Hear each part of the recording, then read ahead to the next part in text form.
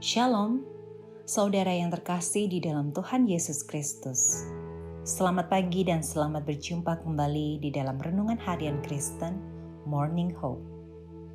Hari ini kita akan merenungkan kebaikan Tuhan dalam hidup kita melalui firman Tuhan.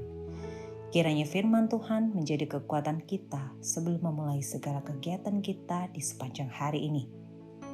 Dan sebelum kita merenungkan kebenaran firman Tuhan, mari kita berdoa. Bapa kami yang di surga, Bapa yang kami sembah dalam nama Yesus Kristus. Kami mengucap syukur atas pemeliharaan Tuhan di sepanjang istirahat malam kami. Dan sebelum kami memulai hari yang baru ini, kami mau merenungkan firman Tuhan. Kiranya Tuhan yang memimpin kami, agar kami semakin mengerti firman-Mu dan dapat melakukannya dalam kehidupan kami hari ini. Terima kasih ya Tuhan. Kami siap untuk merenungkan firman Tuhan. Di dalam nama Tuhan Yesus Kristus kami berdoa. Amin. Presiden Joko Widodo ialah Presiden Indonesia ke-7 yang pengaruh dan wibawanya sudah diakui hingga pelosok mancanegara. Beberapa pengakuan yang ditorehkan dunia antara lain, yang pertama ada Asian of the Year 2019, sapaan akrab yang disandangkan The Straits Times Media Singapura. Yang kedua, pengakuan WHO atas penanganan COVID-19 terbaik di dunia. Yang ketiga ada G20 Most Comfort Leader dengan menonjolkan keramahan Indonesia pada pemimpin dunia dan masih banyak lain. Berbagai macam prestasi tersebut bertalian dengan salah satu motonya, kerja, kerja, kerja. Hingga para menteri pun sampai kewalahan mengikuti pola kerja sang RI1 karena tidak adanya istirahat dalam schedule-nya. Menurut salah satu siaran di Metro TV, menariknya, di tengah padat tanggung jawabnya, Presiden tetap menghadiri pernikahan Kaesang, bahkan sempat menggendong putra sulungnya dengan mesra. Ritme kerja yang teratur, sekalipun padat jadwal, telah dioptimalisir sehingga Indonesia bergerak perlahan menjadi negara yang maju. Dan selaras dengan bacaan kita saat ini, Allah telah mengatur segala ciptaan dengan sangat rapi dan teratur. Runtutan penciptaannya diurutkan dengan sedemikian rupa agar apa yang dibuatnya baik adanya. Coba kita bayangkan, apabila segala ciptaan itu tidak dibuat rapi, manusia dan segala yang hidup ada pada hari pertama, benda-benda penerang ada di hari terakhir, otomatis planet-planet mengorbit dengan bertabrakan dan dunia semakin kacau. Jika semua itu terjadi, adakah dia dapat disebut sebagai Allah pencipta dunia atau malah roh perusak dunia?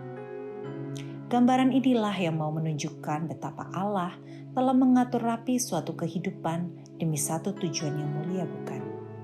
Khususnya dalam penciptaan hari keempat ini. Apakah maknanya? Rumus kalimatnya benda penerang.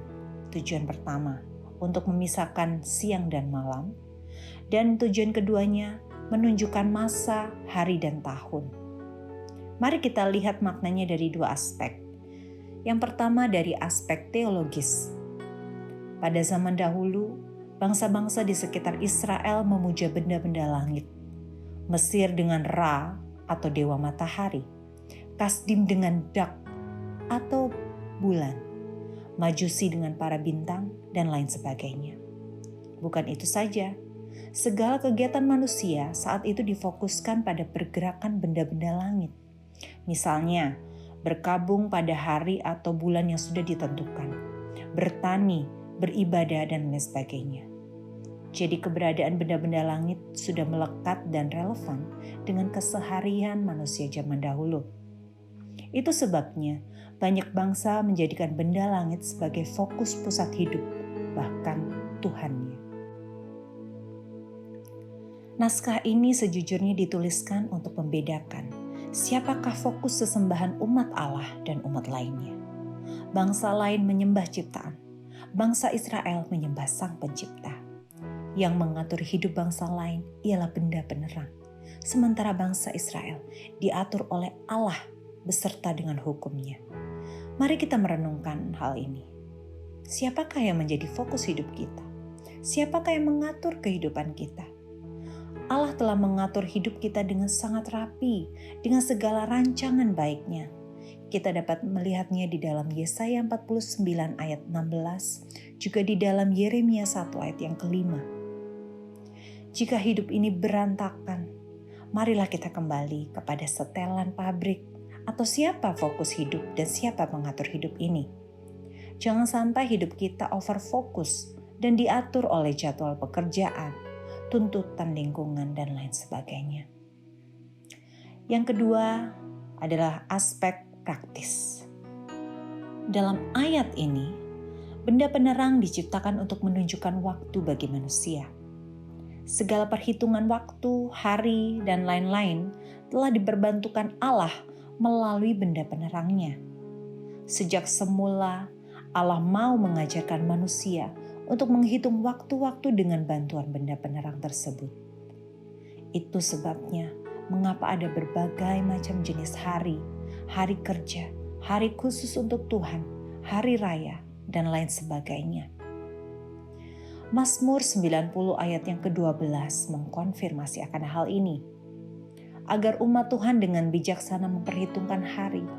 Jika Allah sejak semula mengajarkan kita untuk menghitung hari dan masa dengan teliti dan teratur, marilah kita melihat sejauh mana kita bijaksana menginventarisir waktu kita.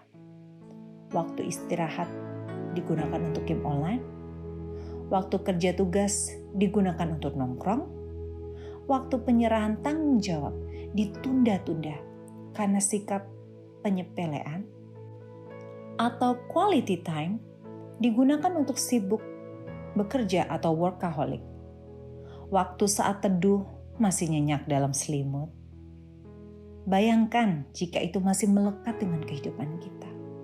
Bukankah percuma kita punya jadwal, namun kita melanggar sendiri?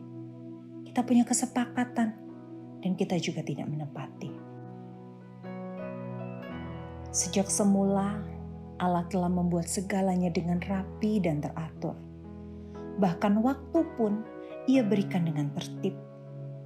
Jikalau Allah adalah sosok yang rapi dan teratur, lantas dari manakah ketidakteraturan hidup kita? Apa yang membuat kita teledor dalam menginventarisir waktu? Adakah kesibukan kita lebih sibuk dari presiden sehingga tanggung jawab kecil terbengkalai? Bagaimana dengan waktu yang kamu berikan untuk Tuhan? Adakah waktu pelayananmu teraturkah atau hanya sekedar jadwal yang teratur? Mari renungkanlah kembali inventaris waktu kita. Amin. Puji dan syukur hanya kepada Tuhan yang mempunyai kehidupan kami, Yesus Kristus. Sungguh kami sadar bahwa dalam mempergunakan waktu, kami kerap kali berantakan, padahal Engkau sangat rapi, Tuhan. Ajar kami untuk melihat dan merenungkan kembali betapa teraturnya waktu yang Engkau sediakan bagi kami, sehingga kami mampu menginventarisir kehidupan kami yang teratur dan yang berkenan kepadamu. Ini doa kami Tuhan, di dalam nama Tuhan Yesus kami telah berdoa. Amin. Demikian renungan kita pada hari ini. Kiranya sukacita dan damai sejahtera memenuhi kita di sepanjang hari. Tuhan Yesus memberkati. Shalom.